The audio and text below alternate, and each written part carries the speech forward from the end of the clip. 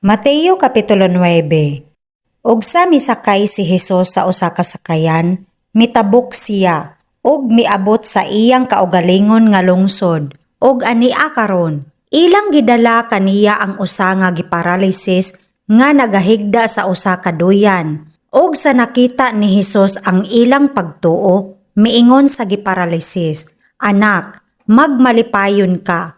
Gipasaylo kanimo ang imong mga sala."